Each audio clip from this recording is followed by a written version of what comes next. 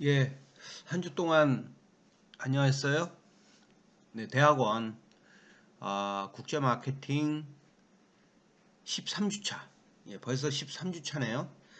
그러니까 학기로 봤을 때 한 학기가 이제 14주차까지 수업을 하고, 그리고 15주차에는 이제 메이크업 윅이 있어요. 메이크업 윅이 있고, 그리고 16주차에 시험을 보죠.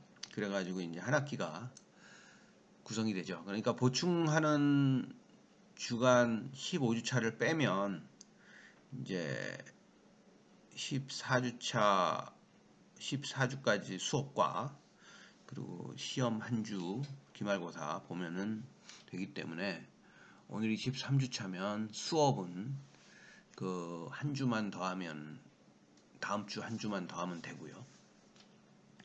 그리고는 이제 한 주 이제 메이크업 하고, 그런데 우리가 온라인으로 다 이렇게 하고 이렇기 때문에 뭐 보충을 해야 될 거는 없어요. 그래서 아마도 제 생각에는 이번 주까지는 다음 주까지 수업을 이렇게 올리고, 그리고 그 15주차에는 제가 학생들을 한번 만나려고 해요. 학생들을 한번 만나서 뭐 질문도 받고, 뭐 그래서 그런 시간을 그냥 사실 보충을 안 해도 되는데 해주려고 하고요. 연락을 해서. 그리고 기말고사를 지난번에 중간고사 치렀던 것처럼 치르고 한 학기를 마감하도록 할게요. 그 지난 시간까지 그 3주간에 걸쳐서 제가 여러분들 논문을 쓰고 할 때 꼭 필요한 방법론, 기초적인 방법론에 대해서 강의를 했습니다. 뭐 아마 그 연관성 분석, 그리고 분산 분석, 회귀 분석 이렇게 했는데, 이 세 가지만 잘 알고 계시면 뭐 기본적으로 조금 그런 걸 많이 하지 않았거나 또 하신 지 오래돼 가지고 잘 모르는 그 분들도 그 상당히 그 새로이 기억이 나고, 또 앞으로 뭐 페이퍼를 읽는다든지 논문을 쓸 때 도움이 됐을 거라고 생각하고요. 뭐 다음 학기나 또 기회가 있을 때 그런 식의 강의는 또 계속 제가 해드리겠습니다. 이제 약속한 대로 하여튼 3개 학기, 3개 주에 대해서 그 여러분들한테 그 강의를 했으니까 그 파트는 이제 지난 시간까지로 끝내기로 하고, 지난 시간에 파일을 두 개로 나눠서 올렸죠. 예. 이번 주에는 글로벌 마케팅에 대해서, 지난번에 사회문화적 환경, 문화적인 환경까지 했었는데, 그 다음에 뭐 정치적, 법적, 뭐 규제적인 환경에 대해서 좀 공부를 하고 넘어가겠습니다. 뭐 정치적, 법적, 뭐 규제 환경 뭐 이렇게 돼 있고요. 요거는 제가 글로벌 에디션의 글로벌 마케팅 세븐스 에디션, 그래서 이 키간 앤 그린 이 책에 있는 내용을 가지고 하는 거니까, 뭐 그 책에 있는 내용을 제가 요약해가지고 강의하는 거니까는 그거는 뭐 매번 그렇게 하고 있으니까 알고요. 사실은 글로벌 마케팅은 제가 여러 번 얘기했지만 이 자국에서 이 사업 활동을 하는 게 아니라 해외 시장에서 사업 활동을 하기 때문에, 해외 시장이라는 것은 뭐 외국이라는 것은 상당히 환경이 이질적이죠. 환경이 이질적이기 때문에 그 이질적인 환경에서는 어떤 그런 그뭐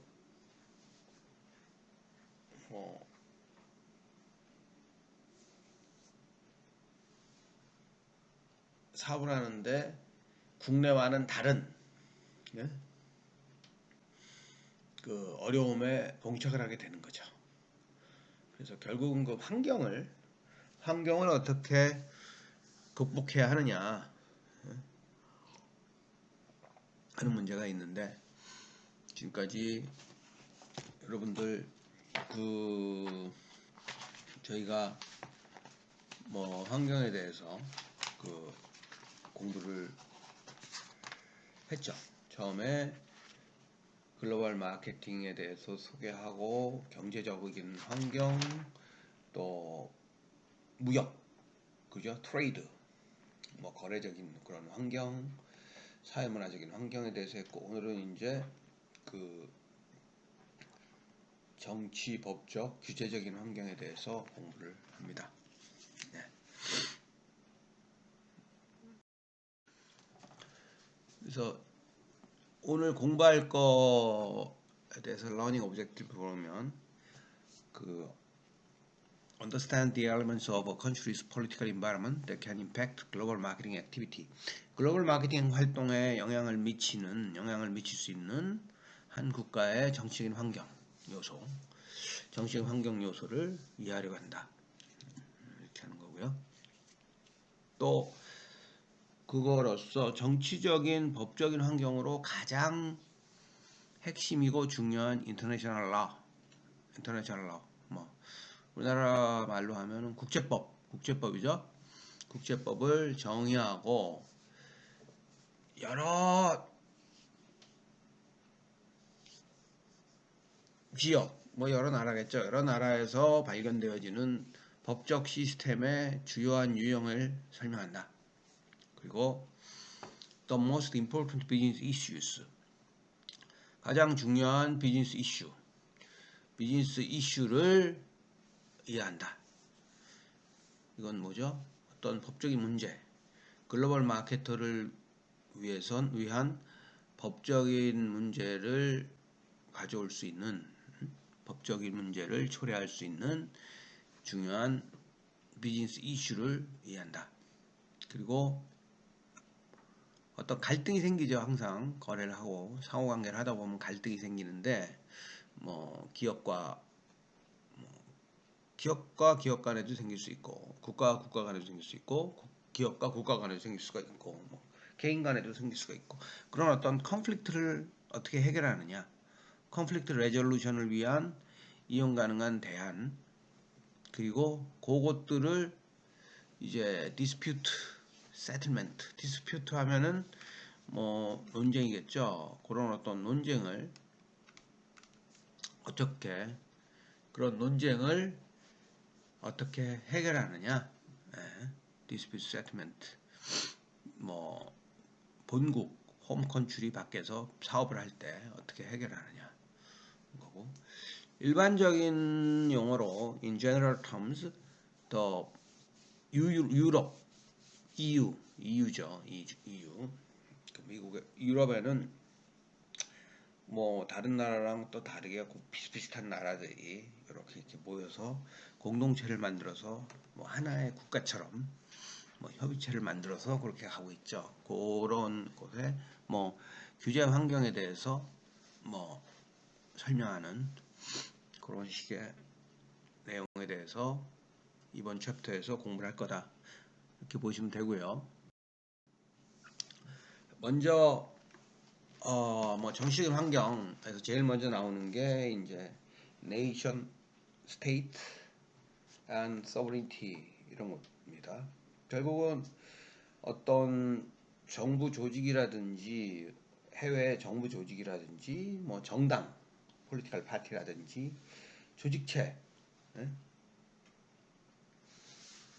들이 있는 어떤 본국과는 좀 다른 상이한 그런 정치적인 환경에서 뭐 활동을 하는 거죠. 지금 뭐 얼마 전에 우리나라 대통령이 미국의 새로운 대통령인 바이든 행정부를 방문했을 때 이제 44조 기업들이 같이 수행을 해가지고 이제 44조 정도를 뭐 투자하기로 했죠. 뭐 삼성 뭐 전자라든지 뭐 현대차라든지 뭐 SK 이노베이션 이래가지고 그걸 투자하기로 했어요. 근데 이제 잘 보시면 우리나라는 우리나라에서 사업을 하는 그런 사업 환경이 있고 그 미국은 또 미국의 어떤 독특한 그런 정치적인 체제가 있겠죠. 그죠?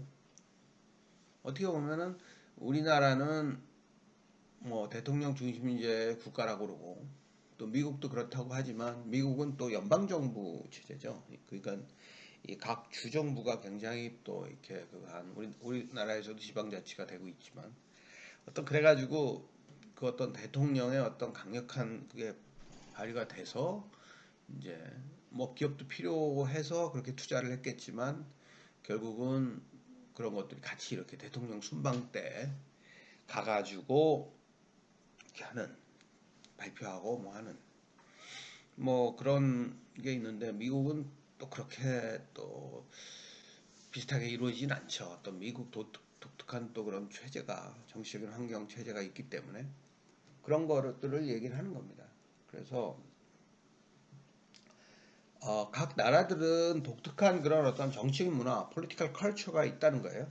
political culture가 있어서 요거는 정부의 상대적인 중요성, 네?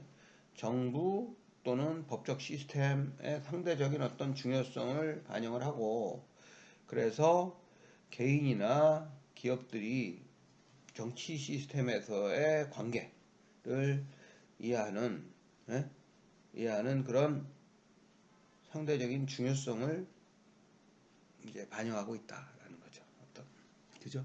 뭐를 강조하느냐? 어떤데 의회의 역할을 강조하는 데가 있고 대통령의 힘이 막강한 데가 있고 또 뭐 이런 것들이 있다.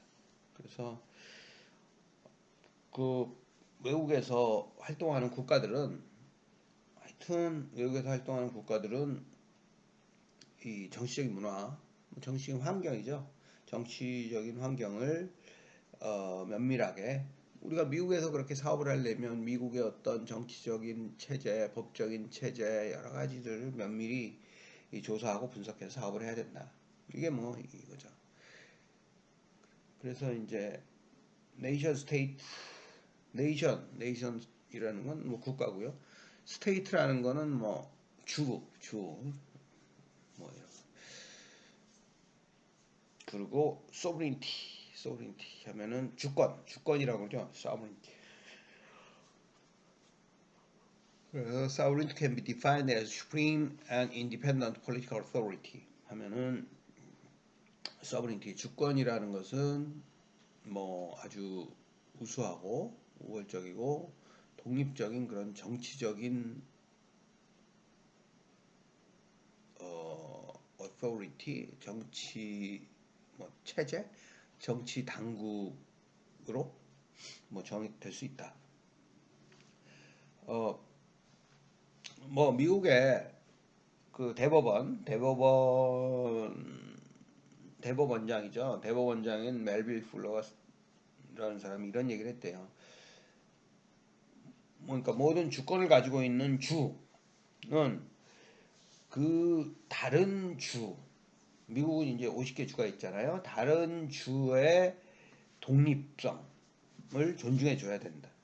그리고 한 국가의 법정은 한 국가의 코르트 법정은 그 다른 다른 영토 안에서 행해진 다른 국가의 정부의 행동의 판단에 대해서 예? 뭐 관련해서는 안 된다. 뭐 이런 거죠. 네, 그런 얘기를 했다는 거죠. 거기 보시면은 결국은 정부의 활동은 주권이라는 이름으로 직권이라는 이름하에 행해지는 정부의 행동은 두 가지 중요한 기준, 두 가지 중요한 기준의 맥락에서 이제 행해지는데 첫 번째가 a country's stage of development, 국가의 뭐 발전 뭐 단계, 네, 단계 그리고 정치적 경제적 시스템 그 국가의 정치적 경제적 시스템 요거에 따라 행해진다. 두 가지 그러니까 발전 단계와 정치적 경제적 시스템에 따라서 행해진다 이렇게 되는 거고요. 그 다음에 정치적 환경에서 제일 중요한 개념이 뭐냐면 결국은 해외 나가서 사업을 하면 그 해외에서 사업을 하는 데 있어서 국내와는 다른 또 독특한 어려움, 뭐 위험에 처하게 되죠. 특히 정치적인 측면에서 그거를 이제 폴리티컬 리스크라고 그래요. 결국은 기업 활동을 한다는 거는 그런 폴리티컬 리스크를 어떻게 줄여서 어떻게 줄이고 어떻게 피하고 하는가이기 때문에 그 폴리티컬 리스크가 뭔지가 되게 중요한데 폴리티컬 리스크라는 것은 한 국가에서의 정치적인 환경이나 또는 정부의 정책에서의 변화 가능성이다. 그런데 이런 변화 가능성은 결국은 기업의 활동, 기업의 능력, 경영이라는 건 뭐죠? 뭐 효과적으로 effectively and profitably 효과적으로 경영 활동을 하면서 수익을 창출하는 거죠. 수익을 창출할 수 있는 그 기업의 능력, 기업의 역량에 영향을 미치는 그런 정치적인 환경, 그죠? 정치적인 환경에 대해서 그런 가능성을 이제 정치적인 위험이라고 한다. 정치적인 위험이라고 한다. 그래서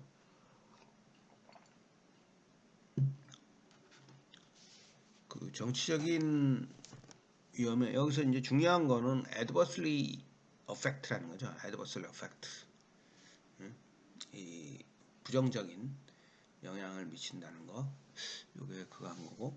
다음에 political risk라는 것은 결국은 기업이 해외 시장에 투자하는데 어렵게 만든다는 거죠. 말하자면 뭐 지금 뭐 여러분들 최근에 동남아시아에서 뭐 미얀마 같은 나라에서 지금 굉장히 정정이 불안하죠. 미얀마 같은 나라에서.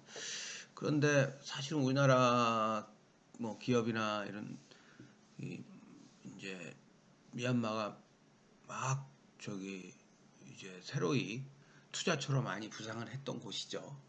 개발이 상대적으로 인접 국가에 비해서 늦어졌으니까.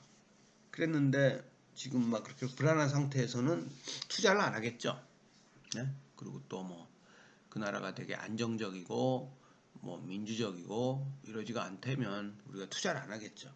그렇죠? 그래서 political risk can deter a company from investing abroad. To put it another way, 다르게 말하면 불확실성이 매우 높은 수준의 불확실성은 국가의 정치적인 환경을 특징 지우고 그래서 해외 자본을 끌어들이는 데 있어서 해외 자본을 유치하는 데 있어서 어려움을 가지게 될 수도 있다 이렇게 얘기를 하는 거죠. 예, 그래서 이제 그 다음 이제 political risk의 종류에는 뭐가 있는가 얘기를 합니다. 폴리티컬 리스크의 종류에는 뭐가 있는데 요거를 이제 범주화 해가지고 종류를 얘기한 이제 기관들이 있죠. 그래서 그 책에 세 가지 기관에 대해서 나오는데 그 EIU는 Economist Intelligence Unit, 이 있고 거기서 얘기하는 .eiu.com 이런 데 사이트 한번 들어가 보세요. 그러면은 war, social unrest, orderly political transfer, politically motivated violence, international dispute, change in a government, pro-business orientation, institutional effectiveness, bureaucracy, transparency or fairness, corruption, crime 이런 개념에 대해서 뭐 쉬운 것도 있고 약간 또 뭐 좀 뭐 그거 한 것도 있는데 이런 걸 모르면은 여러분들 찾아봐야 됩니다. 사전을 찾아서 내지는 뭐 이걸 찾아가지고 알고 넘어가야 돼요. 특히 여러분들은 뭐 석사, 뭐 박사 이런 거 하는데 이런 영어로 된 이런 개념을 잘 모른다. 그랬을 땐 찾아봐서 그런 개념이 뭔지를 정확하게 알아야 됩니다. 워는 뭐 전쟁이고요. 소셜 언레스트, 사회적으로 불안하다는 거죠. 안정돼 있지 불안정. orderly political transfer. orderly는 뭐냐? 질서 정연하다 이런 거죠. 그러니까 정치적인 이양이 정권 이양이 아주 뭐 안정적으로 된다. 뭐 이런 거죠. politically motivated violence. 그러니까 정치적인 목적으로 어떤 폭력이 행사되고 있다. 뭐 이런 거죠. 뭐 쿠데타라든지 뭐 이런 것들. 뭐 여러 가지 그런 것들을 이제 얘기를 하고요. 그런 게 많은 국가면은 또는 주정부라고 그러면은 우리가 투자하거나 들어가 사업하는데 어렵겠죠. 또 인터내셔널 디스피트, 그 국제적인 논쟁이 참 많다. 디스피트가 많다. 그리고 이 가버먼트, 정부가 또는 정부의 오리엔테이션, 지향점이 뭐냐. 그리고 또 어떤 정부가 프로 비즈니스, 어떤 비즈니스를 뭐 우선시하는 선호하는 그런 지향점을 가지고 있는 지향점에 있어서의 어떤 변화. 근데 정부에 따라서 뭐 그건 달릴 수 있죠. 뭐 이렇게 기업들의 활동을 점점 더 뭐 이렇게 하기 좋도록 유리하게 하도록 하는 그런 정부가 있는가 하면은 한편으로는 그런 것보다는 좀 기업들의 활동을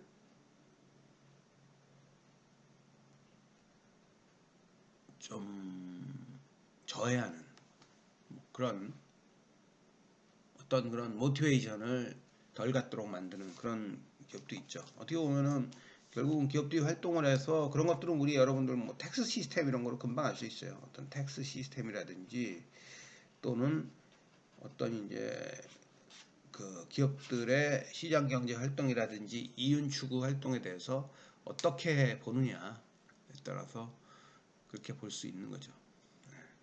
또 institutional effectiveness 하면 institution 그러면은 뭐 제도라든지 뭐 기관이라든지 뭐 여러 가지 조직체라든지 여러 가지가 있는데 그런 효과성, 제도적인 효과성. 또 비로크라시는 뭐 여러분 아마 아실 거예요. 그 관료제. 그 뭐 관료제. 그래서 얼마나 그 소위 얘기해서 그 공무원들이 뭐 문서를 막 이렇게 효율성을 추구하기보다는 문서를 형식성 강조하고 뭐 문서 같은 거를 막 요구하고 항상 그런 어떤 규제를 통해서 자기네들의 존재를 그거하기 위해서 하고 상하관계가 확실히 돼 있어서 뭐 이런 절차를 거쳐야 되고 이런 사회를 관료제 사회라고 그러죠. 그래서 그런 거라든지 또는 얼마나 transparency or fairness 얼마나 투명하고 공정한가 하는 문제 또 부패가 얼마나 corruption 만연되어 있나 또는 crime 범죄 이런 것들이 있는 거죠.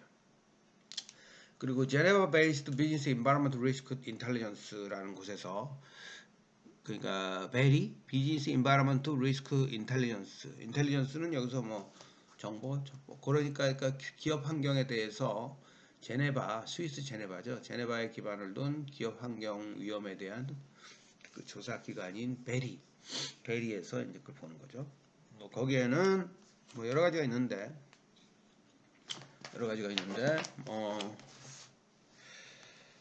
얼마나 정치적인 스펙트럼이 뭐 파편화되어 있는지, 프랙셔널리시 분파화되어 있는지, 또는 랭귀지, 인종, 언어, 인종, 종교 그룹이 얼마나 이제 분파화되어 있는지, 또는 권력을 유지하기 위해서 어떤 뭐 제약을 한다든지 강압적인 그런 조치가 얼마나 취하고 있는 건지, 또 멘탈리티의 그 국민의 그러니까 정서가 얼마나 제노포비아 외국인에 대해서 혐오증을 가지고 있고 또 민족주의 내셔널리즘이라든지 부패 또 네포티즘 전체적인 그런 정부가 행하고 있는지 뭐 이런 것들 또 사회적인 상태가 사회적인 조건이 얼마나 임금 밀도라든지 부의 그 부의 분산이 분포가 이런 건 사회적인 상태가 어떤지 또 급진적인 정부의 어떤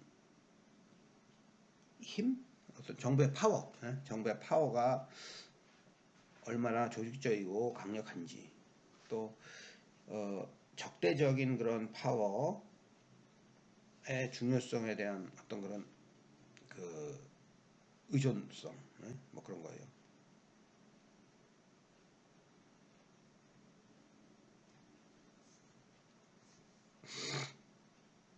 또는 이 지역적인 정치 폴스의 어떤 부정적인 영향력 그런 문제라든지 사회적인 갈등, 그죠?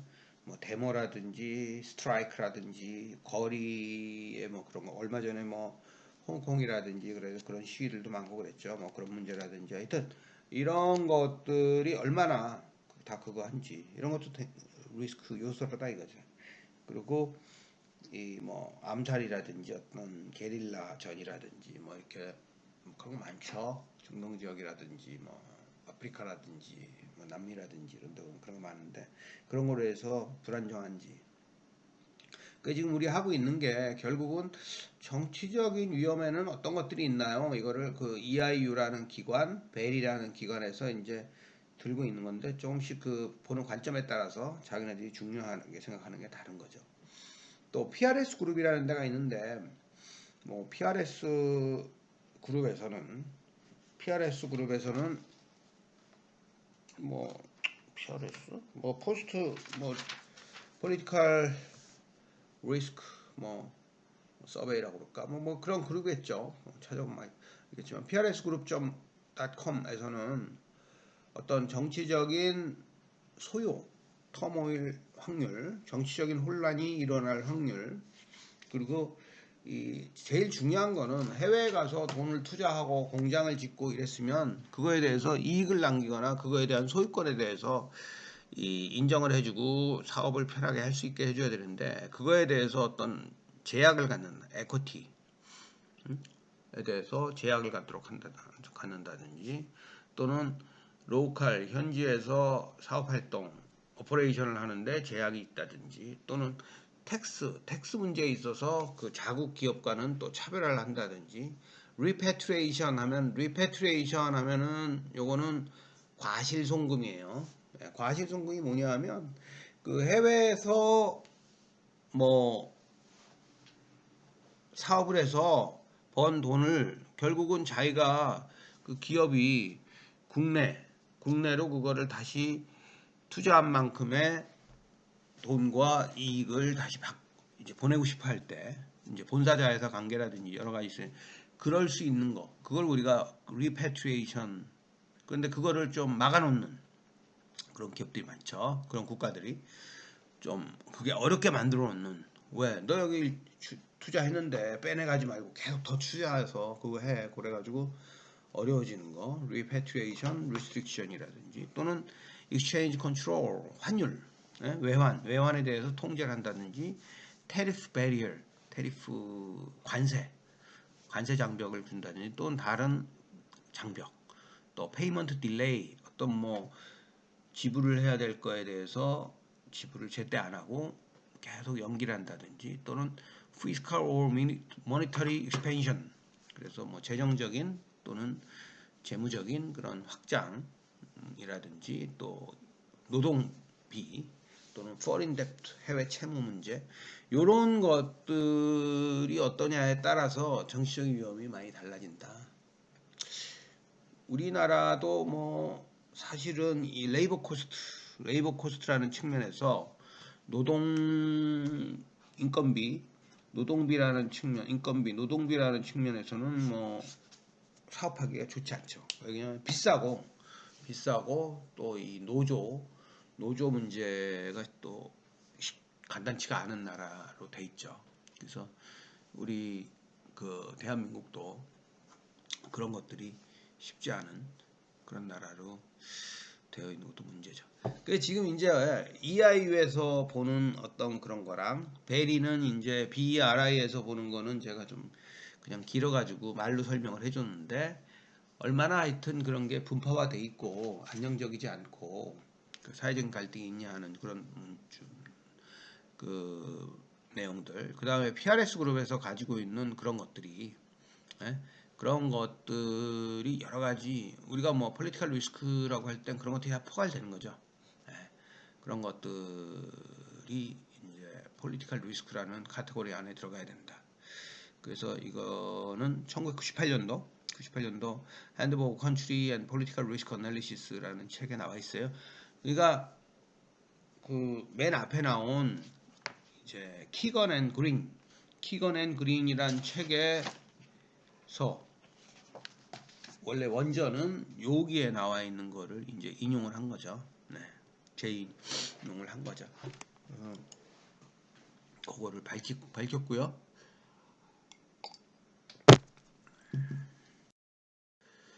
다음에 해외 시장에서 사업을 하는 것 중에 중요한 건 뭐 결국 텍스죠. 텍스.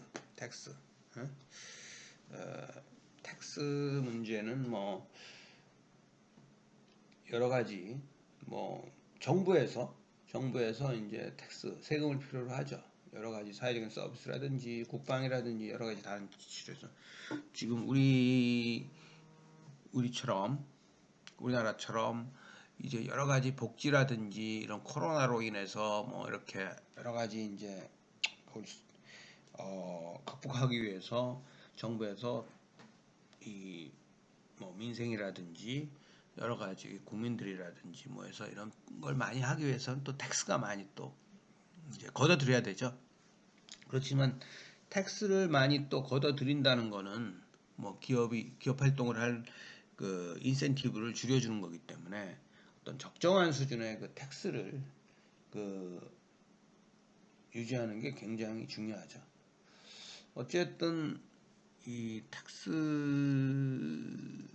되게 중요한 제도 중에 하나인데 이게 뭐 그건 개인에게도 마찬가지인데 뭐 법인이 그런 사업을 하고 그러는 데 있어서는 텍스가 실제로 그 일단 뭐 낮을수록 좋죠. 예를 들어서 법인세 낮을수록 좋고 그래서 해외 기업들을 유치하기 위해서는 그 텍스를 감면해 주기도 해요. 뭐 50% 감면해 준다든지 처음 뭐 5년간 10년간은 텍스를 면제해 주겠다든지 왜 그래야 투자할 거 아니에요. 그죠? 그럼 뭐 그런 얘기라든지 또는 뭐 여러 가지 방법으로 어떤 이 베니핏을 주려고 하는 거죠. 주려고 하는데 이 다양한 그런 방법을 가지고 하는데 그거로 인해서 또 여러 가지 또 뭐 문제라든지 또 이슈가 많이 생기긴 하죠. 그래서 국제간 거래에 있어서 이 텍스가 또 중요한 문제예요. 예, 뭐 다음에 seizure of asset이라는 것은 그 자산을 획득하는 뭐 자산에 대한 몰수, 압류 뭐 이런 거죠. 그래서 거기에는 뭐 expropriation, confiscation, nationalization 요 세 가지 개념이 있습니다. 첫 번째 expropriation은 뭐 수용이라고 생각하면 돼요. 수용. 뭐 하여튼 그 해외 기업이나 해외 투자자가 가지고 있던 그런 것들을 뺏는 거, dispossess. 예? 뭐 소유하고 있었던 어떤 자산을 뭐 뺏는 거죠. 뺏는 governmental action, 정부의 행동을 우리가 expropriation이라고 하죠. expropriation. 그럼 뭐 뺏었으면 수용이란 말을 써요. 수용. 뺏었으면은 그거에 대해서 보통 이제 보상을 해주게 돼 있죠. Compensation is generally provided. 일반적으로는 보상이 이루어지는데 prompt 신속하고 effective 효과적이고 뭐 적정한 방식으로 보상이 이루어지는데 그렇지가 않다 이거죠. 그렇지 않은 매너로 보상이 이루어지는 경우가 많이 있다. 보통 국제적인 국제적인 표준에 따라서는 그렇게 이루어져야 되지만 그렇게 이루어지지 않는 경우가 많이 있다는 거죠. 그래서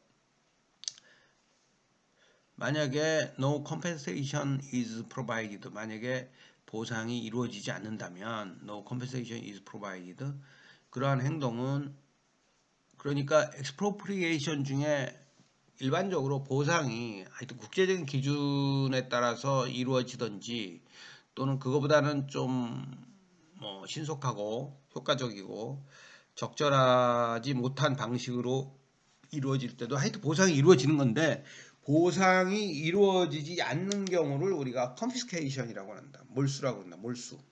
우리 그냥 몰수라는 말 쓰죠. confiscation. confiscation. If no compensation is provided, the action is referred to as confiscation. 그래서 international law에서는 국제법은 일반적으로 정부가 해외 자산, 프로퍼티에 대해서 보상이 없이 해외 그 재산을 외국 사람이나 기업이 가지고 있는 재산에 대해서 그걸 뺏는 것을 금하고 있다. 그 해석한다. 그죠? 그러겠죠. 다 이렇게 자기 그 소유권은 인정을 받아야겠죠. 네? 내가 막 갑자기 뺏는다든지 그러면은 안 되겠죠. 그럼 국내건 해외건 자기가 정당한 대가를 주고 산 거인 경우에는 그렇게 하는 게 당연하죠. 그런데 내셔널라이제이션, 국유화, 보통 국유화라는 말을 쓰죠. 내셔널라이제이션. 내셔널라이제이션, 국유화는 일반적으로 범위에 있어서 훨씬 더 광범위하고, expropriation, 수용이라는 개념보다는 광범위하는데, 국유화는 정부가 some all of the enterprise in a particular industry, 특정 산업에 있어서의 일부 또는 모든 이 기업들에 대한 통제를 뺏어가는 것. 그랬을 때 우리가 국유화라고 한다. 국제법은 국유화를 아주 정부의 파워, 정부의 힘에 정당한, legitimate, 합당한 그런 행사라고 인식하고 있지만 as long as the act satisfies a public purpose, 공공적인 목적하에 이루어진다는 것, 그 행위가, 그리고 적절한 페이먼트가 수반된다는 조건 하에서 국유화에 대해서 어느 정도 국유화를 행사하는 것에 있어서 합당하다고 보통은 인정되고 있다는 거죠. 그죠? 그래서 그 fair market value, 그 적당한 페이먼트라는 게 뭐냐 하면 어떤 재산, 해외에 투자해 놓은 공장이 됐던 뭐가 됐던 어떤 재산이 있겠죠. 재산의 공정 시장 가치, fair market value를 반영하는 거야 된다 이거죠. 그래서 여기 이제 이거 여러분들 이제 이런 예를 제가 한번 들어볼게요. 그 우리나라가 이제 북한이랑 대치 상태에 있는데 거기 개성에다가 이제 공단을 했죠. 공단을 해서 좀 오랫동안 사업을 했는데 갑자기 서로 정치적으로 안 맞고 그러니까 거기서 그 야, 너희 나가. 그랬죠. 나가. 그래서 나가서 결국은 사업을 뭐 공장 같은 걸 잘 어쨌든 운영하고 있었는데 상당히 불안해하고 저도 이제 거기 가봐서 아는데 위험하고 이런 걸 느끼고 있었지만 하고 있었는데 갑자기 나가라고 그런 거죠. 예?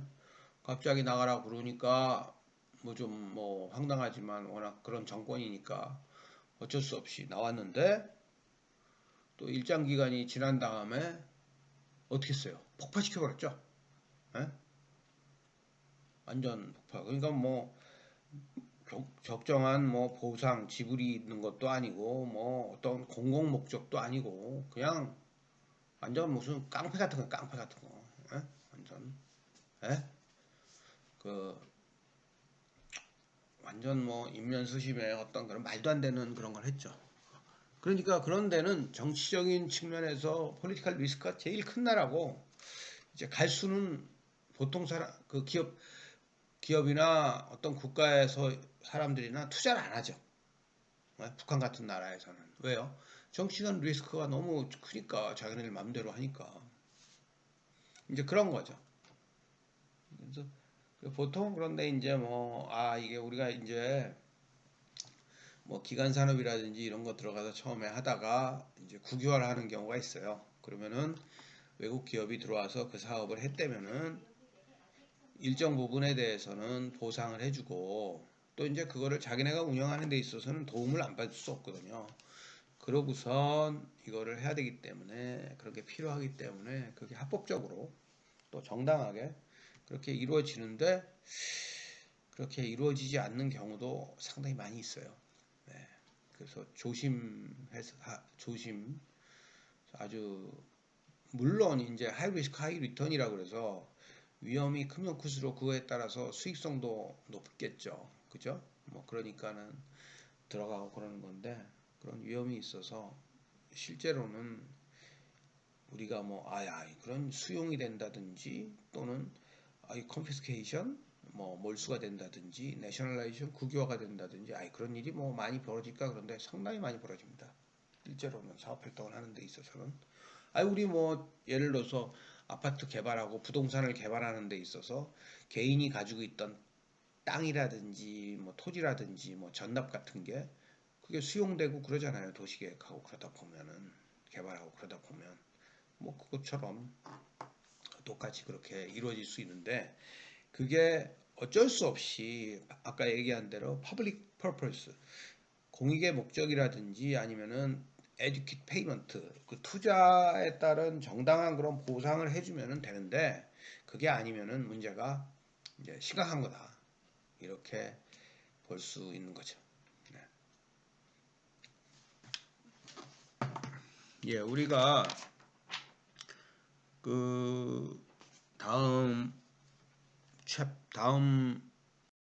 장은 이제 국제법 인터내셔널 로에 대한 건데 우리가 길게 쫙 한 번에 그냥 1시간 반을 가면은 좀 어려우니까 힘들고 어려우니까 반으로 나눌게요. 그래서 반으로 나눠서 요번 그 13주차죠.